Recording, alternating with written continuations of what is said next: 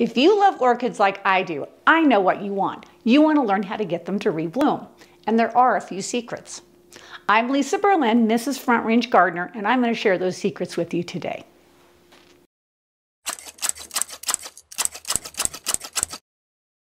The first thing you need to know is to get orchids to rebloom, they need new space. For example, this is an old spent flower spike. The orchid will never rebloom in this location again. So in order for it to rebloom, it needs new leaves. I always say that any growth on an orchid is good. And while new leaves may not seem that exciting, they are the first step in getting your orchid to rebloom. Orchids naturally grow flower spikes in winter, and then they bloom in the spring. Then they go into a growing phase in summer and fall, and they naturally bloom about once a year. So how do growers trick orchids into blooming all year round? They do that by controlling temperature.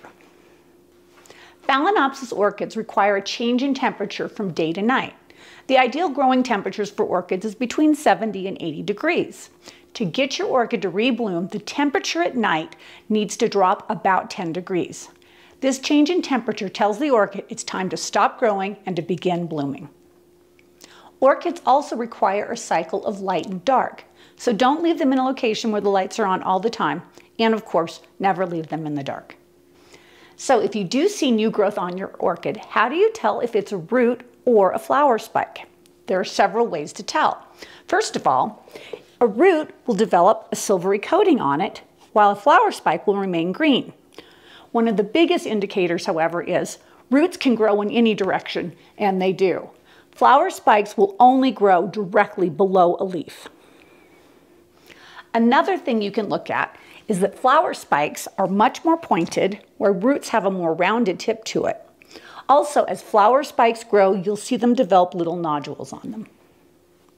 Orchids are a bit particular on where they will grow flower spikes. They tend to grow them down 2 leaves on each side. So for instance, when you look at this orchid, count down 2 leaves on this side, 1, 2, and there is the flower spike growing right there. Flower spikes will naturally grow towards the sun, so they do require training in order to grow straight up. I like to start mine with a stake, which you place near the center of the orchid, and I originally tie it with a string because it's gentle and the stalk is very delicate right now. As it grows, move the string up. When you begin to see buds on your orchid, then it's okay to replace the string with orchid clips. Hopefully, you've been fertilizing your orchids all year round. Continue to fertilize them even when they're blooming. Also, be sure to use an orchid food where the middle number is the highest. For instance, this is an 11-35-15. The center number stands for the phosphate content, and that's important because it encourages blooming. The final step is to keep your orchid in a bright location and water it as normal. Hopefully, you'll enjoy beautiful blooms for many months to come.